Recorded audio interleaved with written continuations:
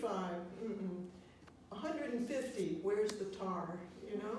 It's a control device, depending on how desperate you are. So what it's mostly based on is keeping things scarce. Also money, I just want to mention this, the most destructive thing and sad thing is that death and destruction is our biggest industry.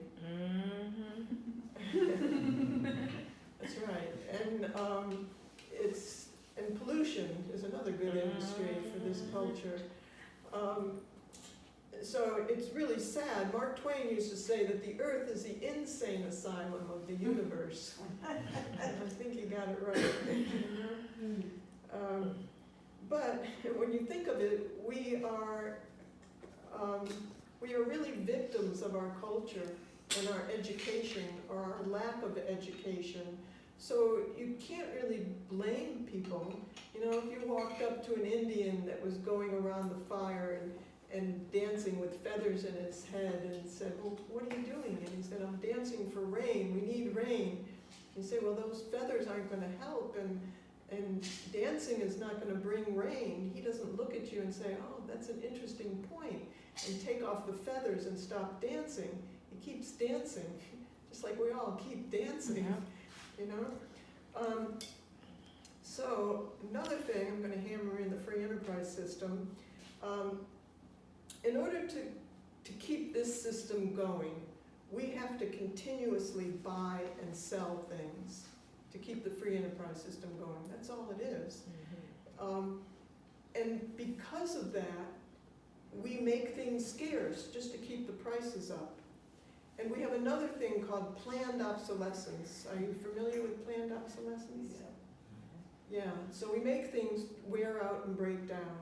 We train scientists that go into the lab, go through great schools, go into the lab to make things, and then we send them back into the lab to make it wear out and break down, mostly right after the warranty is over. You got that right. So what they are prostitutes.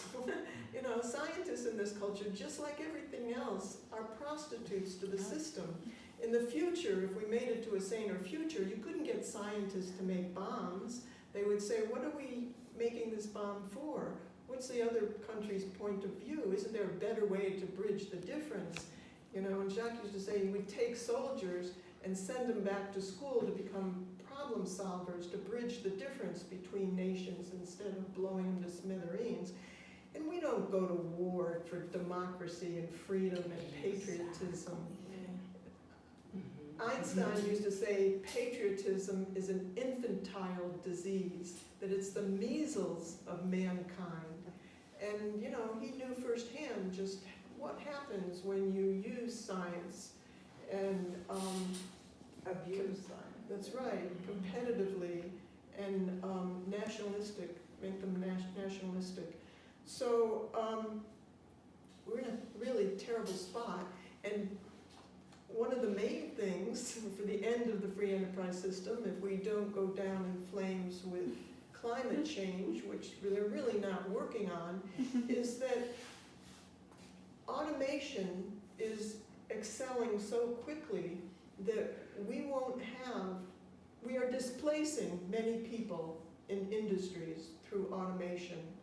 And you know, once in America, once they get off the unemployment dole, they don't count. We don't count them as being unemployed. So the number that we have that's unemployed is not the real number that's happening out there. And you know, the stock market might be going up, but that doesn't represent the general public. And when the gross national product goes up, they also count floods and diseases and catastrophes as a great thing for the gross national product to be going up. So what they're counting on is not something that is significantly beneficial for humankind.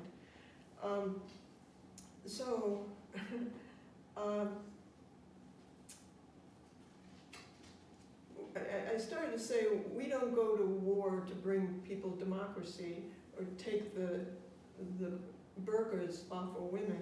We don't care. care about that. Those are the excuses they give people on the media, and that changes whenever they need to.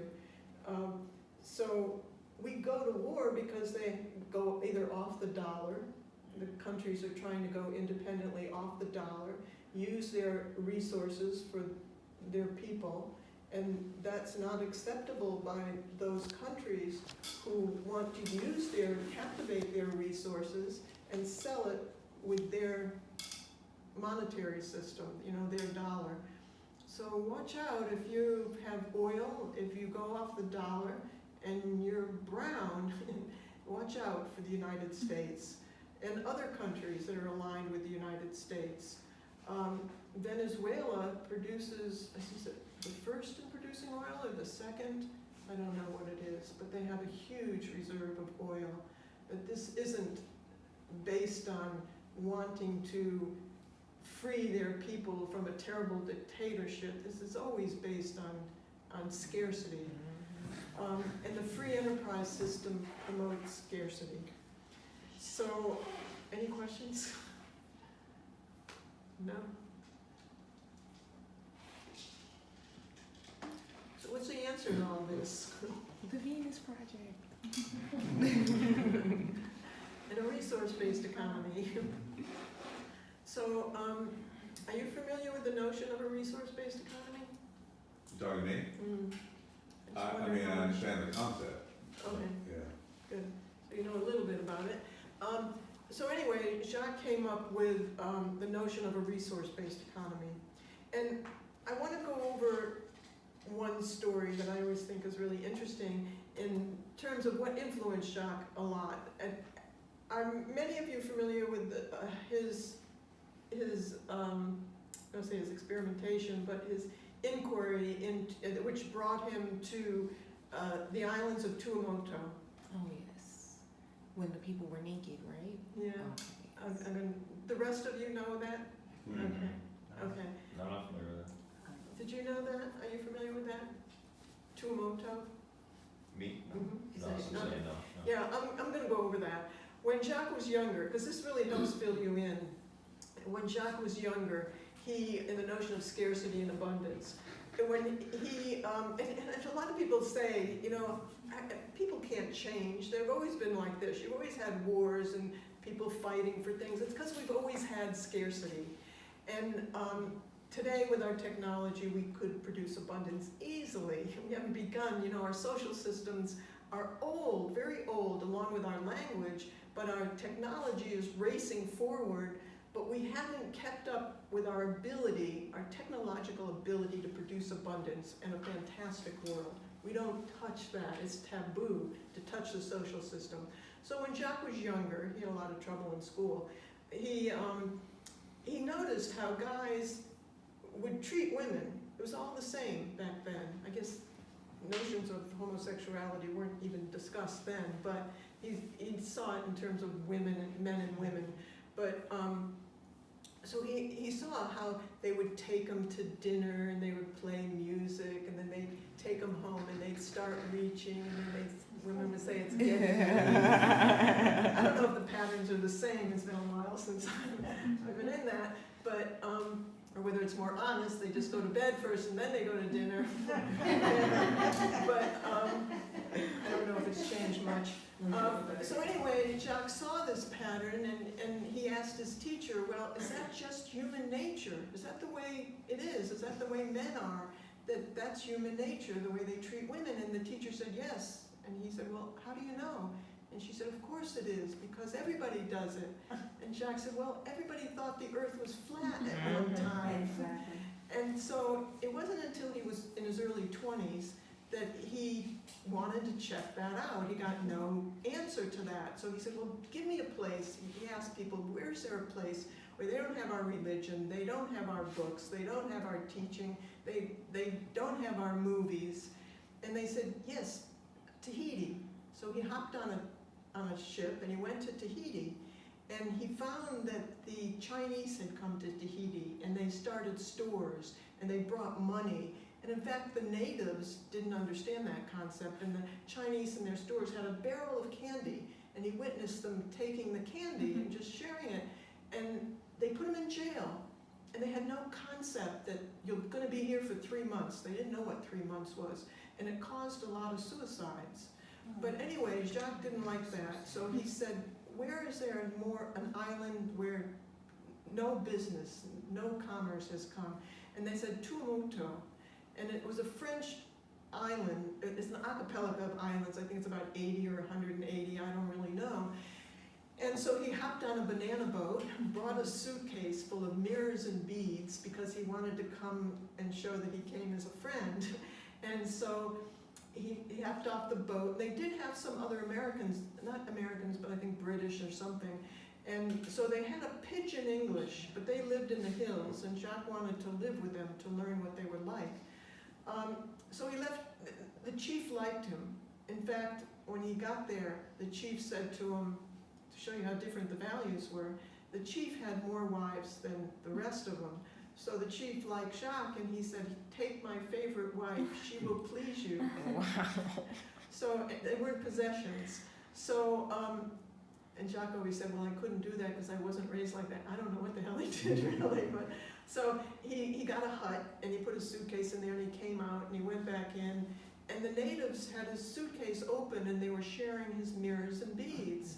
And he said, well, what are you doing? You know, he came from a land of possessions. And they looked up with a big grin and they said, you have too many. It's true, he had way too many.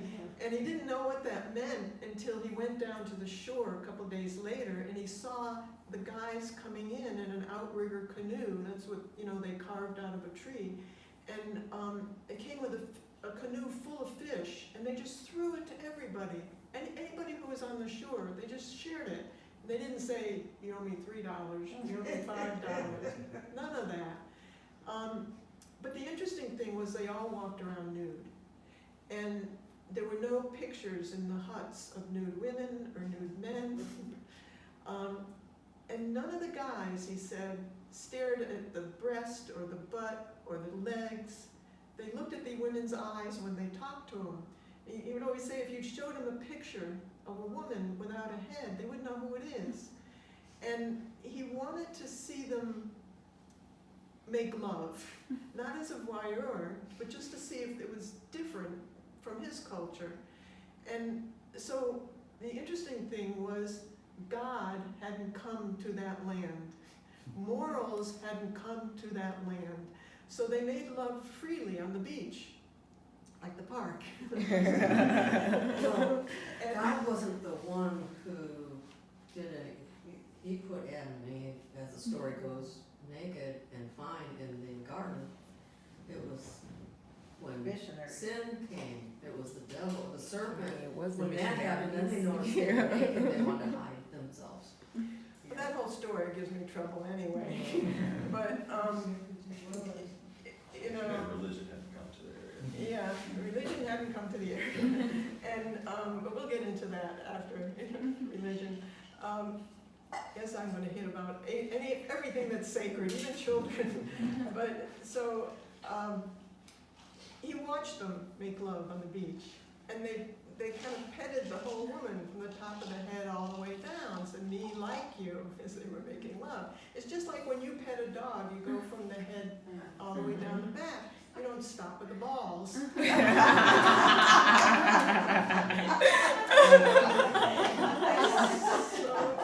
that's the way it was. And in other words, they had no fetishes. And what we think is normal and right and sex and the patterns, you know, read the book or stroke the hair, touch the breast, blow in the ear, whatever, you know.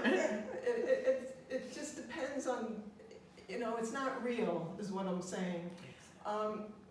So if you brought one of those natives to a striptease bar and you watched, and this guy watched this woman dancing around a pole and taking off her clothes, and these poor deprived guys putting money in the underwear, he would have no idea what's going on. So some other interesting things, the missionaries came when Jacques was there. Oh, that's interesting. Yeah. And the missionaries came with all these stools and benches, and they set them up on the beach. And they all came on Sunday, and they sat there, and, because they were really curious, the natives, they sat there and they watched the missionary, but the missionaries couldn't keep their eyes off of the women's breasts. So they gave them T-shirts, you know, next Sunday you come in the eyes of the Lord with your T-shirts on. So they did, they pranced in really proud, and they all had their T-shirts on, and they sat there, but the women cut 2 holes in the T-shirts. They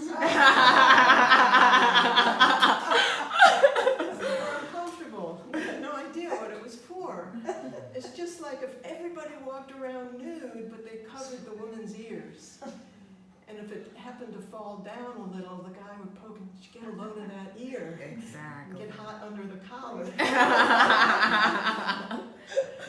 So, you know, the things that we think are right and normal aren't. They're culture bound.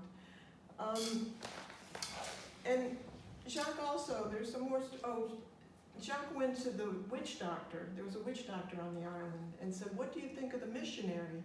And he said, he have evil mind, which is pretty good for those natives. And then the missionary came to Jacques and said, these are God's children. They don't fight, they share everything, they're happy, they have no word for work. They didn't. And he said, no, these aren't God's children. They have an island that has enough arable land to take care of the needs and abundance of everybody who's there. And he explained that if they happen to run out of bananas, which they didn't, if you asked me, do you have any bananas, I might put it behind my back if I had one. It's like, I don't have any bananas. So scarcity causes corruption. And we perpetuate scarcity in this culture when it's no longer necessary. So an interesting thing, though, was that Jacques watched the elders. They, at a certain time in some of the teenagers' lives, they gave them an outrigger canoe and they pointed to the sea. Find your own island. And that's what they did, because they had so many islands. And whether they did that purposely, so there was no scarcity, I don't know. And I didn't even ask Jacques, but that was the consequence. And but